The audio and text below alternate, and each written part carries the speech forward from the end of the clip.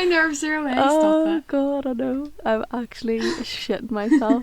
It's talking about yourself that's the worst thing, isn't it? Like, but you know yourself, whenever you go to like a job interview or like, see, actually having to explain like what you're like or who you are, it's like the hardest question ever. Hi everyone, it's Elpitha and you have to say Áine. Sorry. Oh, we're doing. You're ruining it already. Right. Okay. Okay. Hi everyone, it's Elpitha and Áine. and welcome to our new podcast. What's her name again?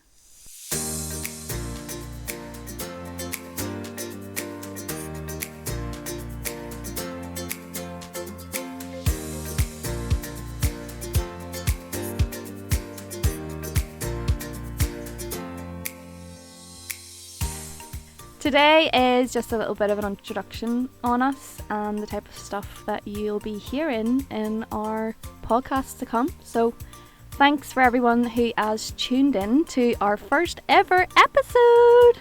Woo! We really appreciate the support and hope you enjoy it. If you do, it would be so great if you could leave us a wee review on whatever platform you're listening to. Reviews are such a good way to get found, and every little helps. I feel like I'm in Tesco's. Is that Tesco's? Or is that Sainsbury's? I don't know why I wrote that. Every little helps? Every little helps. Wait, is that Tesco's or Sainsbury's? Oh, anyway. Okay, so what is the plans for today's podcast? It's basically for you to get to know us a little bit more. So, who are we and why are we podcasting? And why should you even listen to us? Just a wee bit of an introduction. We're just going to talk a wee bit about ourselves and sort of answer some questions about our lives and sort of why we're actually doing this. And just talk about sort of what the name means as well. So, why choose What's Her Name Again, Elpitha? Well, I mean, this was your great idea, and you have come up with some cracking taglines for your emails and for your social media. So, thankfully, you took the reins on this one and came up with a name, because I am terrible at coming up with names for anything. So, we've basically both struggled with people pronouncing our names.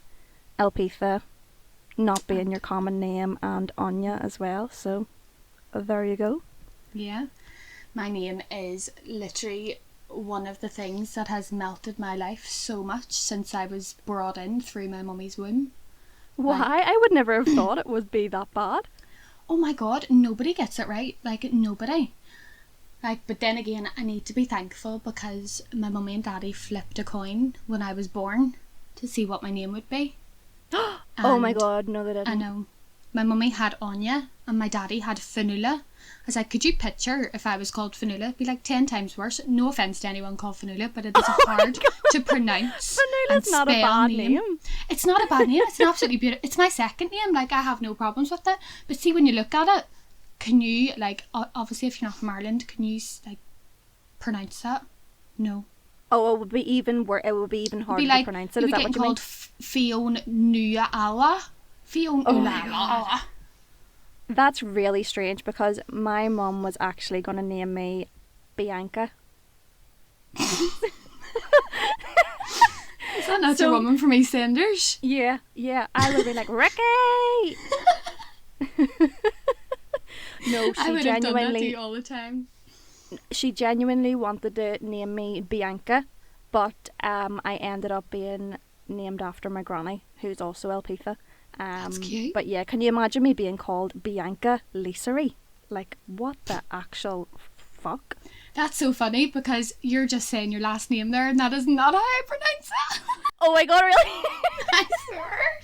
You're meant to be my fucking friend and you can't even say my name. I know. Elpitha, I always say Elpitha Lizari, but that's obviously not it. Lisery. Yeah, it's everyone either says Lizari, Lisaris. Elpitha is a big one. I don't know why they put the emphasis on the E and not the I. It's Elpitha. Yeah. Or Elfia. I get a lot of Elfia. You know, I'd be like, what the fuck? It's not that hard. Do you know what? PH. is like f. But there's no PH. It's PITHA. Like, there's no PH. Anyway, I actually just prefer when people make the effort. I don't really care if anyone says it wrong. I just would rather they actually try to pronounce my name rather than say, "Oh, do you mind if I call you Ellie?" And I'm like, no, because that's not my name. I was sitting on a call. We usually get like a placement visit from like our university, but obviously it had to be over WebEx. So the man comes on and he calls me Ian for the full call, like Ian Beale from EastEnders. Wow, EastEnders people. But my manager like was messaging me on Teams being like Ian ? And I was like, it happens too often. Like Ian as in IAN? Yeah. Yeah. Did you not correct him? No, my manager kept saying my name and he mustn't have even realised that the name Áine was mine. Oh, he was probably saying, why does this person just keep on saying that random word to me? I know. But here, I used to monetize off my name being weird. So how? When I was working in France and I was selling shots, I would this sounds so bad now, I would play games with like the people who are obviously buying the shots off me, and I was like, right, okay, I will give you 3 clues and 3 guesses of how to spell my name, and if you get it right, I'll give you a free shot. If not, you have to buy me and you one. And they were like, 3 clues and 3 guesses, this is the easiest thing ever. I was like, right, okay. So I was like, my name's Áine, pronounced it for them. I was like, there's 4 letters, which is your first clue. Like, your second clue is it begins with an A, and your third clue is that it ends in an E. So they literally only had to guess 2 letters in between, and they had 3 guesses to do it. And 95% of the time, if they weren't Irish, I was like steaming by the end of the night. Oh my god, why did I never think of this whenever I was hostessing? Because I used to hostess as well. Good. That would have made me so much more money. So, okay, we've had a bit of an introduction, but we haven't really said who we are and what we kind of do. So if you wanna go on ahead and introduce yourself and what you do and why people should listen to us. Oh god, that's really, really intense. Oh no, I just completely killed the buzz there. I should have just let pure everything nerves. roll. Oh my god. Right. So I'm Áine. I am from Belfast. I am currently at university, but I'm on placement year working as a software engineer. I'm doing a degree in business information technology at Queen's, which is exciting and nerve-wracking at the same time. God.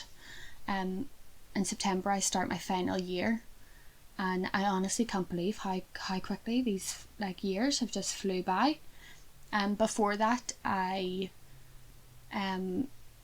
couple of years ago I started studying a degree in law and dropped out and moved to the beautiful Isle of Ibiza.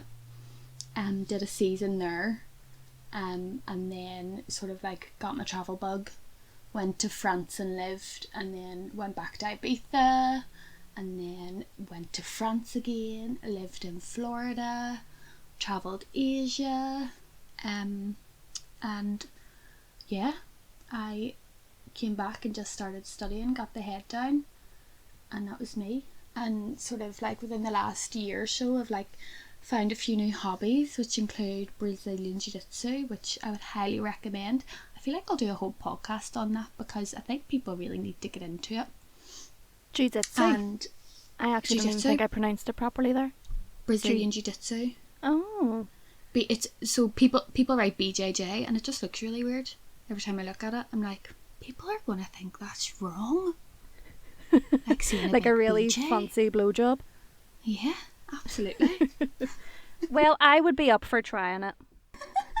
Would you? Oh no, not the blowjob, the jiu-jitsu.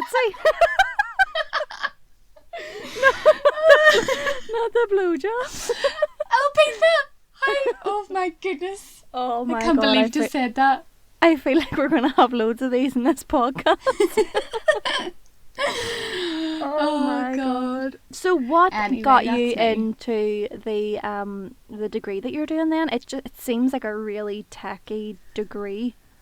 Do you actually? Oh, this is so weird because everyone says this to me, but when I was like looking for this degree, so I actually wasn't planning on doing a degree, and I made like a spur of the moment decision in like an hour to like go back to uni, because I laugh about it now, but when I lived in Florida, I was seeing someone, and Right. when I got home, I was like prepared to move back over, and found out that he was cheating on me through his Snapchat. Right? I know, Oh my god. I know, but like that day that I found out, I went down and just started planning all these courses. I don't know why. It was like I didn't even know if I wanted to go to uni, but I knew I wanted to do something to do with business. So I was like finding all these business courses like on Queen's, and I saw like this one, business information technology, that had a year placement experience, and I really wanted a placement year with mine, and it was the only one. And now I've ended up liking the technology side of it way more than the business side. Like the business side doesn't really interest me anymore. So it was sort of like a spur of the moment sort of decision, and it's led me to actually finding something I'm really passionate about, which I think is just a blessing in disguise. Absolutely. Definitely a bonus. Definitely a bonus. So go on, Elpitha, tell me a bit about yourself, honey. Thanks for putting me on the spot now. That was fantastic transition. As the podcast goes on, hopefully our transitions are a little bit more smoother. But please bear with us. This is the first time doing it, and we are absolutely bricking it. I know. Yeah, so my name's Elpitha. As you may have guessed, I'm from Belfast, obviously, but I grew up in Corfu in Greece. I work as a marketing manager in the hospitality sector. Currently furloughed, like most of everybody else is at the moment. But I've actually quite enjoyed having a bit of time off. I think it's just given me a little bit of a break. Anyone that does marketing or is in even hospitality in general, they'll kind of understand that you never really get a break. Do you know, like there's anytime there's like a bank holiday or there's any type of like downtime for everybody else, that's whenever hospitality is the busiest. And you usually have most of your like big days and events when everybody else is having time off. And doing marketing as well, you're constantly on call, you're constantly on social media, you're answering people's Facebook messages, Instagram messages, comments, you know. It's tough to switch off. You kind of end up getting drawn into it a lot, you know. So I've kind of enjoyed a wee bit of time off. I am looking forward to getting back into a routine, but I am enjoying this time and looking at the positives. So, I mean, other than that, my kind of you know, hobbies and whatever interests kind of just include just general stuff. Like I do like photography, I like reading, I like getting out and getting some fresh air. What am I talking about? This is absolutely boring. Why do I not have a life? How is reading a book a fucking hobby or an interest? Like seriously. Stop, I love reading. You can't bash reading. Reading's good for the soul. I know it is, but it just sounds like I have zero like things going on the side. Do you know why you're probably thinking that though? Is because we can't actually do very much right now. So like that's probably at the forefront of your mind, that you're being like, the things I'm interested in is only the things I can actually do right now. Yeah. So currently my full-time job is researching how to create a podcast, and on the side of that, part-time, I like to read in the evenings. I think that's all for the introductions. I mean, it's so hard to introduce yourself, isn't it? It's so hard to actually talk about yourself and be like, hi, I'm this and I do that. You know, like, it's because there's just like, what do you even say? Like, what part do you even start talking about? Do you know what I mean? I know, and it was weird because we were obviously talking about like not even doing an introduction, but I feel like people who are listening kind of need to have a wee bit of background about who they're listening to sort of like, you know, like for you to keep going. Just to decide whether they really hate us or not, you know, and then they just don't ever have to listen to us again. Exactly. One listen wonder. Oh God. So, how are you coping with lockdown? Oh, do you know what? Lockdown's been so weird on so many different levels. So it has, I feel like one week I am like the most productive person in the world, and then the next week I am literally lying in a heap on the floor crying. It's so mental. God. Honestly, like I've had so many wee things just crop up over lockdown that's put me sort of like down and made me really sad for a couple of weeks. And it was like, I'm not even joking, like 2 weeks ago it was like the start of it, and it only just like the other day I've properly came back and came out of it, and it was so weird, because all the things that I would usually do to sort of get myself back up and in action, like, were not working to save my life, and I sort of just wanted to like run away and go somewhere. It's how I escape my problems, is just to run away to a different country, but obviously I couldn't do that. So I think it's hard to kind of get yourself out of a funk when there's not a lot of options for you. You can't really do anything that's not in your current routine because you're so limited. I know. Like, how have you been coping? Like, what's your crack? I've been like generally okay. Like I said, I've been trying to just only focus on the positives. You know, this is a bit of downtime that I just would never normally get. People have had such a mixture though. Like, see some of the people who were sort of like, I feel like some people who weren't coping so well before lockdown are actually flourishing so much, and like the opposite on the other side of it as well. Like, some people have found such a new love for motivation in life, and then other people who are always so full of life has hit them so hard. So it'll be weird coming out of it, like, I think. Yeah, definitely. So we are going to sort of get into like a couple of questions about each other that we've came up with. They're actually quite good questions. So my first one for you, Elpitha, is, okay, why did you move from Greece? Like, why come to such a small city in Belfast? Well, you obviously don't know how small Corfu is, because it's a tiny island. Is it? Like, Belfast is like a huge city compared to it. No, I get asked this all the time. Like, as soon as I say my name, the next question is, what type of name is that? And I'm like, oh, it's Greek. And they're like, are you Greek? Why are you here? Why did you move here? Obviously, like, it's fucking, you know, gorgeous Greek weather and stuff like that there. I mean, it's a little bit more complicated than that. You know, it's never as straightforward as, oh, it's sunny over there, that's where I'm going to live for the rest of my life. But yeah, it pretty much, I lived there until I was 14, and when my parents split, my mum came back and lived here in Belfast, and then we were living with my dad for a while, for a couple of years on our own, and it just wasn't really working out. It wasn't, you know, I think whenever you're that age, you do really want to be around your mum. So I decided, you know, it would be best for us to be here with my mum. And also there was a lot of changes going on at the time, like in Greece. You know, you could kind of see the cracks starting to appear, like in the economy. Just businesses weren't going great, you know. Just generally, like, I knew that it would be a lot more stable to be basically in Belfast.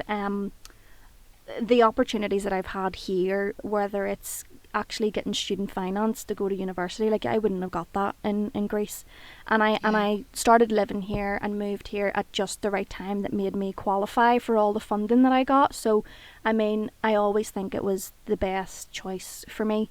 I know, like, friends of mine that live there, or people that I just went to school with, because my degree was in music, and I went to a specialist music school over there, and I like went to school with some really, really talented people, you know, that I don't really even know what they're doing now, and you know, there's very little opportunity there, and it's so heartbreaking because some people have had to leave the country altogether to have any sort of career in doing anything, you know. So for me it was the best decision, even though the weather here is fucking crap, and obviously I would love to live on a Greek island for the rest of my life, but I would rather be able to have, you know, a career, and, you know, have the choice to go on holidays to places like that whenever I want, not whenever I wanted, but, you know, if I lived in Corfu and I made very little money, I wouldn't be able to go anywhere else. I'd be stuck there, you know. So although it is beautiful and I love going back and I still have family and stuff there, it was definitely worth it for me to move here.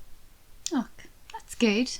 That's nice to hear. Like, I obviously, I asked you that question because I genuinely haven't got a clue. I know we've known each other for a couple of years, but I don't know very much about you and you don't know very much about me.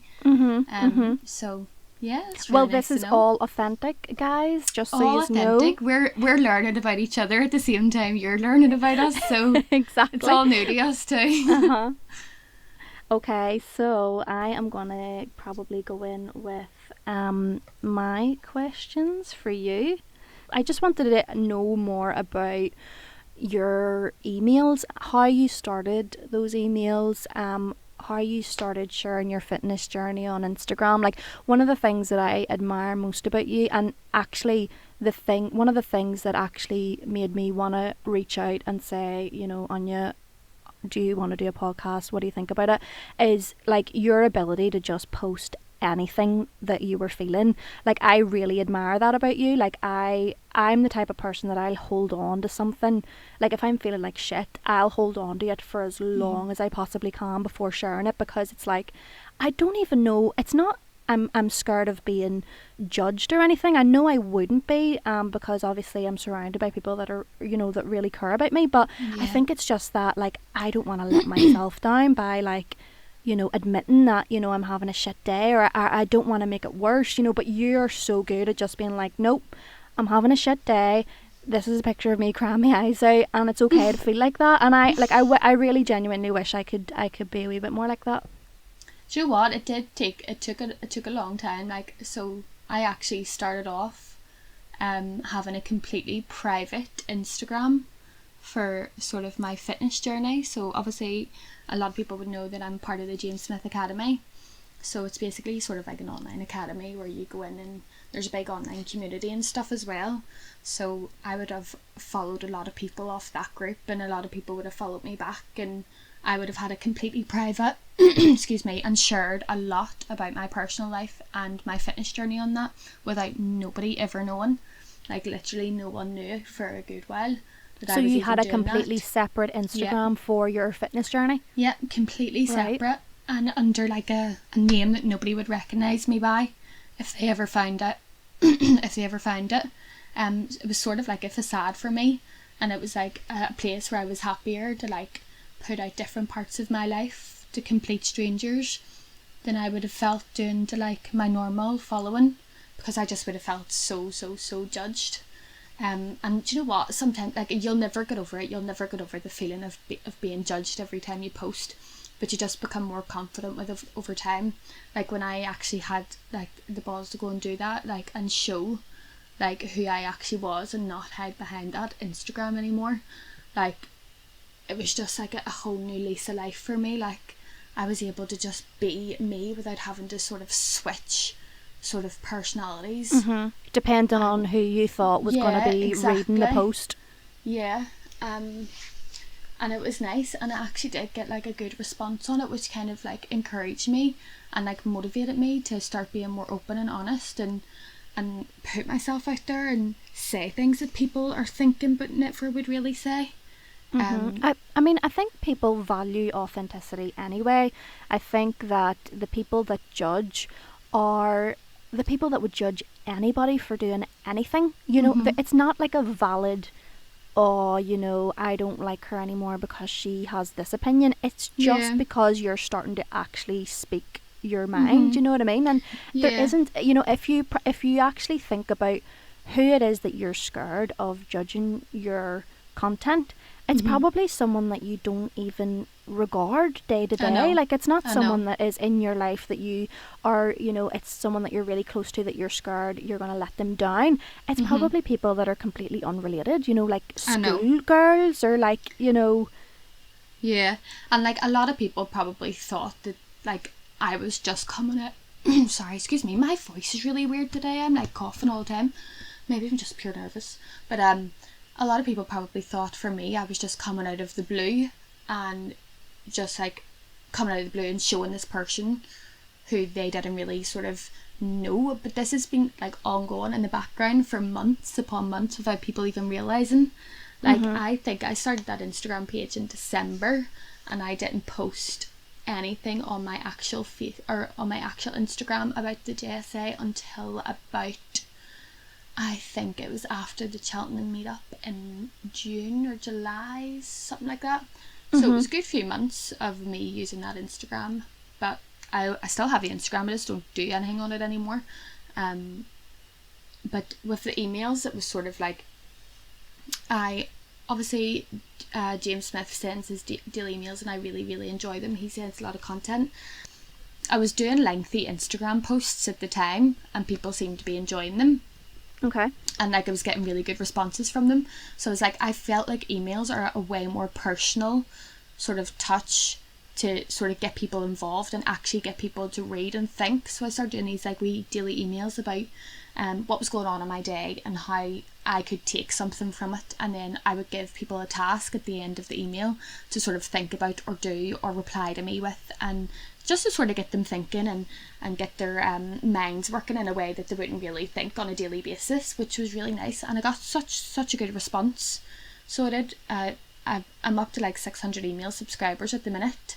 Ooh, so I am. Very good. I know, I'm buzzing. I feel like they do help people, and that's all I ever want. Even if it's just one person it helps, that's all that counts to me.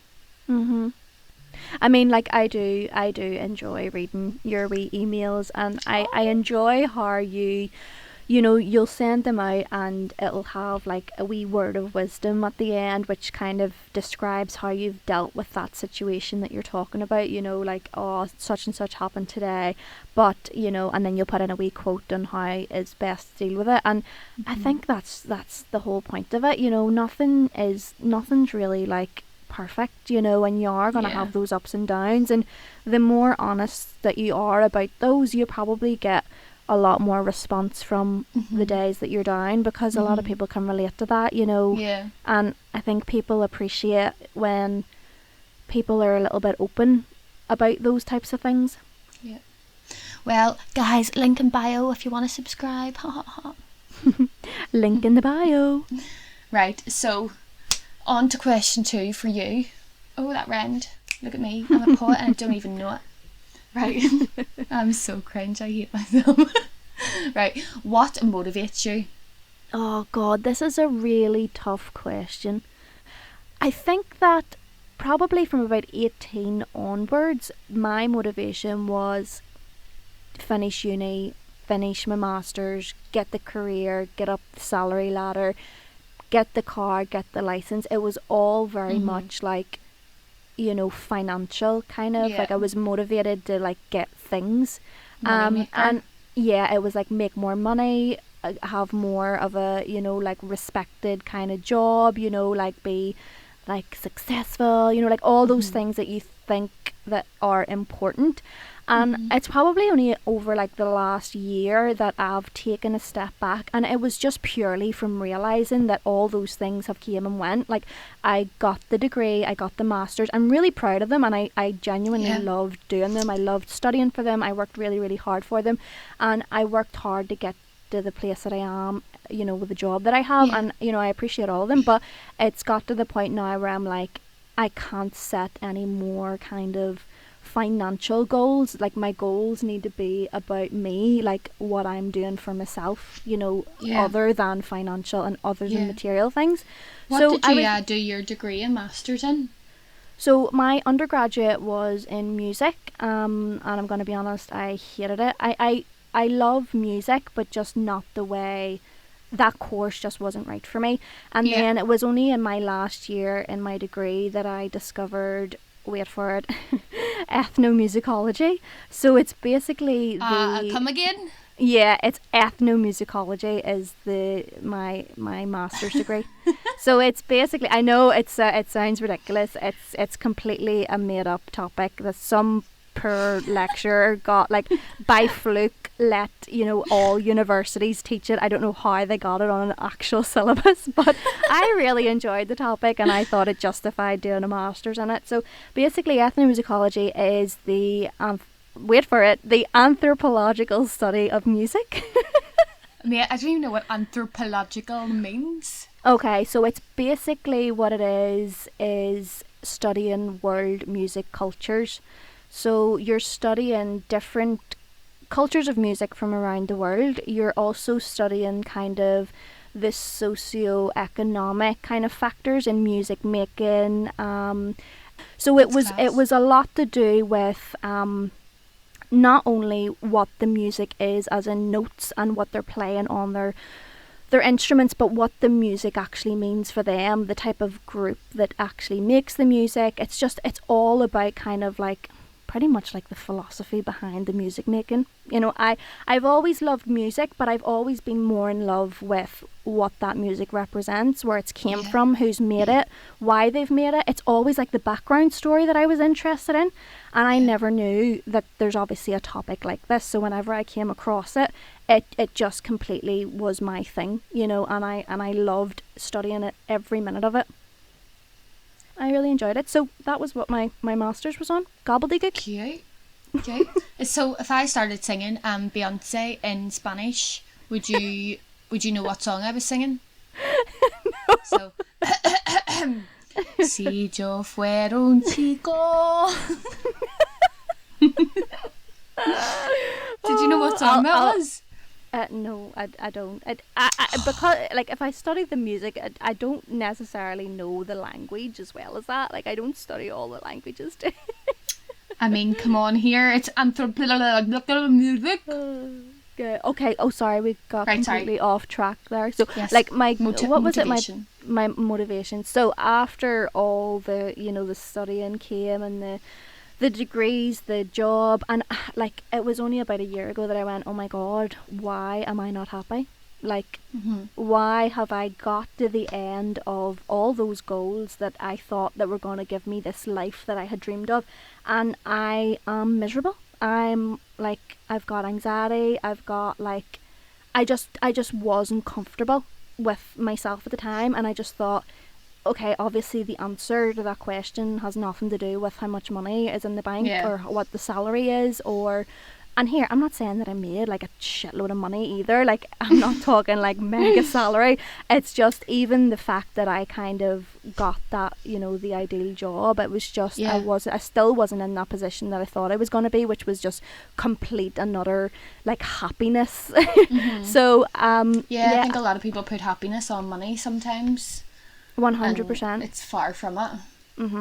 So I mean, since then, what I've been trying to do is just really, what motivates me now is just finding a little bit of happiness every day, and that's coming from things that I already have, and being excited about projects like the one that we're doing now, but being excited for it, but still just trying to be in the present moment and not getting completely caught up with what's gonna come out of it, or what is it gonna do, like instead of just rushing ahead. My aim, like my biggest motivation, is to be able to get up in one day and still to feel happy and still to be content with what I have in that day, without having to base my happiness on what's going to come next, if that makes sense. Moving on to question time. I hope we haven't absolutely bored you so far. I know. I'm sitting like looking at the time here being like, hopefully not. Okay, so my question for you was, what's your proudest accomplishment? Proudest accomplishment, probably this year. I did a challenge. I know this always seems like I'm going back to the JSA. People probably think I'm obsessed with it. I probably am a wee bit, but I am part of a cult. No, I'm joking. But I set myself a couple of goals throughout a 12-week challenge that I was doing with the academy. And the goals were to do an unassisted pull-up, right? Lose a couple inches from my waist, run for 40 minutes straight, touch my toes, and tone up. Like, there were 5 simple enough goals for 12 weeks time, but they really meant something to me, and I finished them all and met them all before the challenge ended. And honestly, I remember my last goal was to get my 40 minutes running, and that was the hardest thing for me, because I am not a runner at all. And oh my god, like the most devastating moment in my life was when I was running on the treadmill, and I don't know what I had done. I must have put the setting wrong, and the treadmill stopped at like 38 minutes. Oh my god. And the completely shut off. And I remember like getting off the treadmill and my legs were like pure jelly, and I walked in and I was sitting on the toilet and I was just crying my eyes out. Like, I remember sending a video of myself into my group chat to my JSA friends, being like, I can't believe this has happened. And they were like, you should have just got back on. I was like, but no, that's cheating and I wouldn't have reached my goal. And my daddy made a gif out of my crying picture and just sent it every 2 minutes into the group chat. I was like, what did I do this for? But then I got back and a couple of days later I got it done, and I was so happy. And I proper worked my ass off for the whole 12 weeks to get to where I was, and I ended up winning a trip to Bali out of it, which was just an added bonus. But that was definitely probably my proudest accomplishment of my life so far, because it was all for me. Like, I did this 100% to benefit myself, and I came out flying high at the end of it. I think that you get such a buzz from setting a goal like that and then coming out the end of it and being like, yeah, I done that, and I done that for myself because I really, really put my heart and soul into it. Like, I haven't had that feeling, appearance wise in a long time, because I've been consistently putting on weight for like the last year and a half, but sure, anyway. Well, talking about goals, I'll move on to a question of what is your biggest goal? Well, it's definitely not lose weight. I mean, losing weight would be nice, but it's not really that important in the grand scheme of things. Like, my biggest goal, I think it would probably be to be in a position where I do like my job and I like what I do, but it would be nice down the line to be able to do that from anywhere. Like, I know that with me growing up in Greece and stuff like that there, I would like to be able to go back every now and again for maybe a little bit longer than a 1 or 2 week holiday. So for me, I would love to be in a position where I could do the job that I'm doing now, but possibly maybe freelance and have a little bit more freedom as to where I work from and what projects I take on and stuff. So that would kind of be the biggest end goal, I think. But I mean, that's a pretty standard one, being able to do your job from anywhere in the world, like sit by the pool and... Yeah, we're similar like that. I think that's like a pretty standard goal. We've got the same. Yeah. But it is... A lot of people who work remotely for themselves do find it very difficult, I think, as well. Like, it is a lot of pressure. 100%. And you don't have all the perks and benefits of sort of like being in a company and being secure in your job and stuff like that. But if you do it well enough and you actually are motivated to get it done, then I don't see there's no reason why you can't live 100%. Like that, girl. So we've got pretty much like kind of similar goals in that sense. We both kind of are playing with the idea of going freelance. So, I mean, if I just happened to drop in the question, where would you see yourself in 5 years, that would be your answer.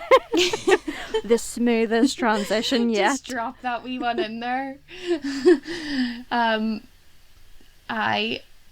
5 years is a long time. I know, away, I probably right? should have so said like 1 or 2. I hate these kind of questions because I'm like, I could literally like walk out my front door tomorrow and croak it in the street.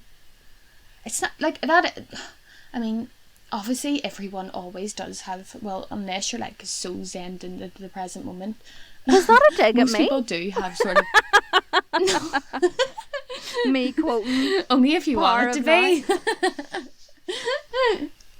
No, because I'm the same. But obviously everyone kind of does always have sort of like an end goal for themselves, or like what they want to do in a couple of years time. And yeah, no, like I am obviously working towards working for myself and being in the industry as a freelance like consultant or website maker, designer, engineer, all the errors. Can't even speak English, so good luck. You'll do brilliant. Right, okay, well, let me just ask you a good question here. Right, okay, right. Is this going to be like... And you have to answer really truthfully. Right. Tell me your most embarrassing moment. I can't think of anything at the minute. Like, I mean, you know, like falling and shit, like having a right proper like face to the pavement type of fall.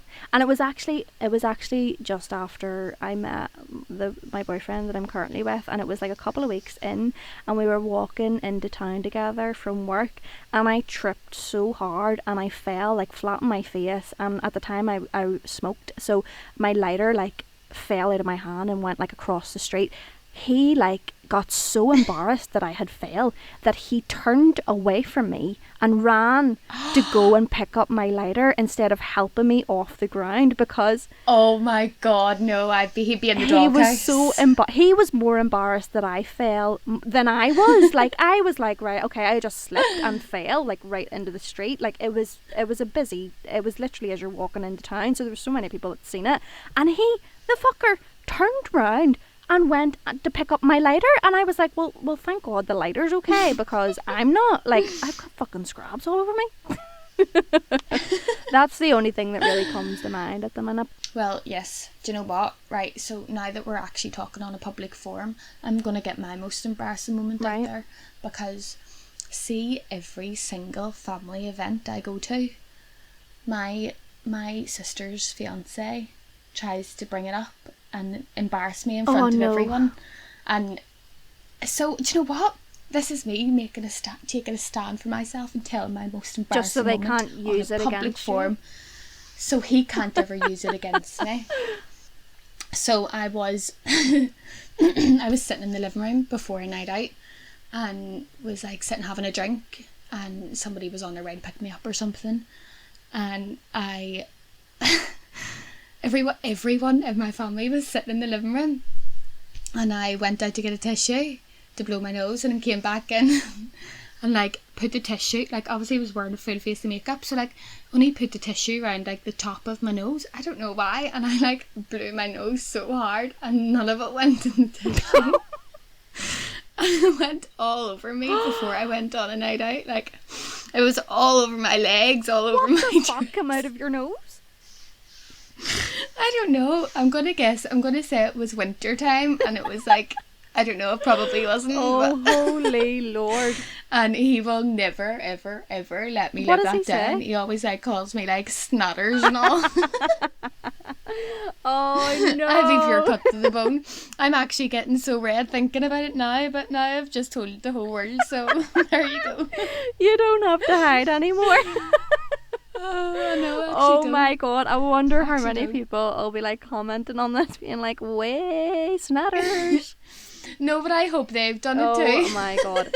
I've never like got snotters all over me, but like I've definitely missed the tissue and it's went on my hand or something, but it's never went all down my legs. Like, I don't know what you were doing. I don't know what I was doing either. But sure, it's just one of them things, isn't it? What can you do? At least. But he never lets me live it down. That's the worst thing about it. I don't even care about the actual event itself. It's that he brings it up every single time we're together. I feel like we've kind of covered what we could in the first episode. But yeah, we hope that you have enjoyed our first podcast, and we have decided that these little podcasts will be done once a week on a Monday.